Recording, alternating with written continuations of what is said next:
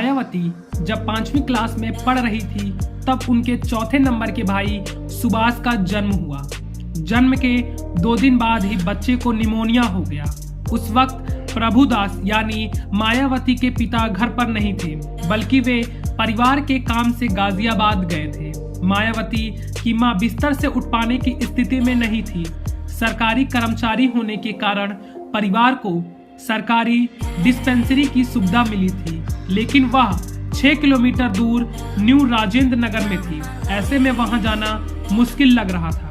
10 साल की मायावती 2 दिन के बच्चे को लेकर 7 किलोमीटर पैदल चली गई। मायावती उठी, पिता का डिस्पेंसरी कार्ड उठाया और एक पानी की बोतल भरा और बच्चे को उठाकर चढ़ पड़ी। रास्ते में बच्चा जब भी रोता, माया उसके मुंह में पानी की कुछ बूंदें डाल देती। लंबा रास्ता होने के चलते वह थक गई थी। बच्चे को कभी दाएं कंधे पर रखती तो कभी बाएं कंधे पर रखती। पसीने से तरबतर आखिर में वह अस्पताल पहुंच गई। डॉक्टरों ने देखा तो हैरान रह गए। बच्चे का इलाज शुरू किया, इंजेक्शन लगाए और 3 घंटे बाद उसकी हालत में सुधार आ गया। मायावती ने इसके बाद बच्चे को फिर से गोद में उठाया और पैदल ही घर के लिए निकल गई।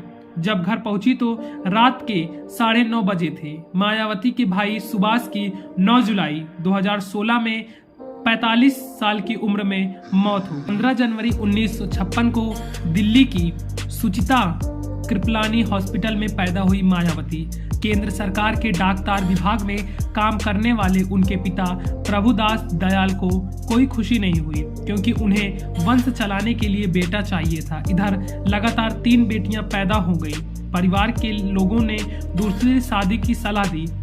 प्रभुदास तैयार भी हो गए, लेकिन मायावती के दादा मंगल सेन ने उन्हें ऐसा करने से रोक दिया। वीडियो पसंद आई हो तो लाइक, शेयर और सब्सक्राइब करें।